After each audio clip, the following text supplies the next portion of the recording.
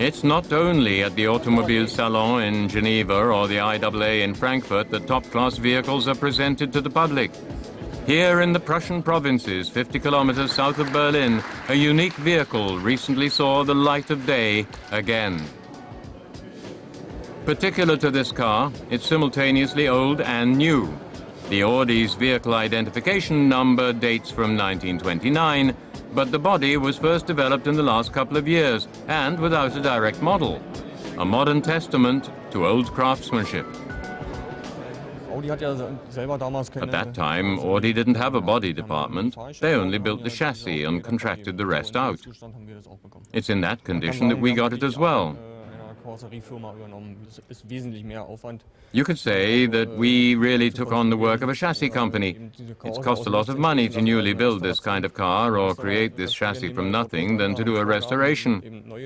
When we're restoring a car, we take it apart, have guidelines.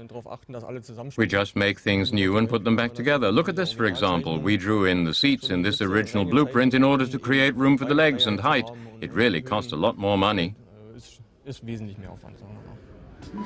Then it's time. The authentic fake plate is replaced with a regular one, and then the 8-cylinder vehicle is allowed onto the road legally for the first time.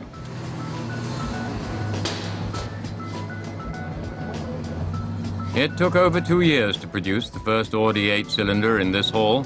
Now it can finally take to the roads in these winter temperatures and can draw attention to itself with the music of its exhaust pipe. As if the last 80 years had passed it by without a trace, the stately car purrs, the insignia of its 8-cylinder engine displayed proudly. Thomas Frank is the director of the vintage car department at Audi. He placed the order for the expensive restoration of the Imperator.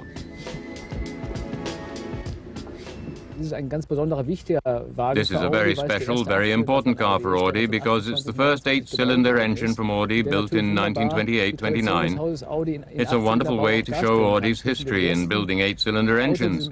From the first car, this Imperator, to the current Audi A8 models. This is why the connection between the past and the present is done especially well with a car like this. The construction of this car required 2 years restoration, thousands of man-hours, and a 6-figure sum, the exact amount of which is being kept secret. The color is original. The original paint color was discovered on a small piece of the mirror and replicated.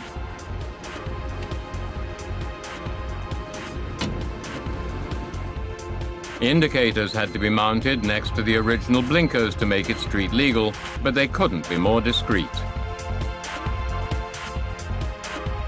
Pioneering work made possible the engine of this stately car, the first 8-cylinder from Audi. It sparkles and shines under the bonnet, but what looks like chrome is actually nickel, exactly as it was 80 years ago. This slender lever regulates the optimal fuel mixture regulation and the timing, and runs through the steering column. The massive 5-liter inline engine runs so vibration-free that a euro coin doesn't fall off when the engine is started. The power of 100 workhorses shakes the motor at a comfortable 3,000 revolutions, at a soft murmur of the crankshaft.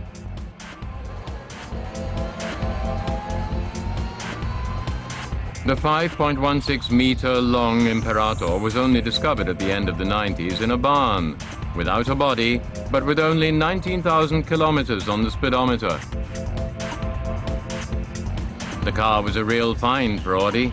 Up to this point, it seemed as though none of the 145 cars built had survived. The Imperator was only built in 1928 and 29. It was only a modest success because production of the cars was decreased due to the global economic crisis. At a selling price of 16,000 Reichsmarks, it cost the same as a nice single-family home.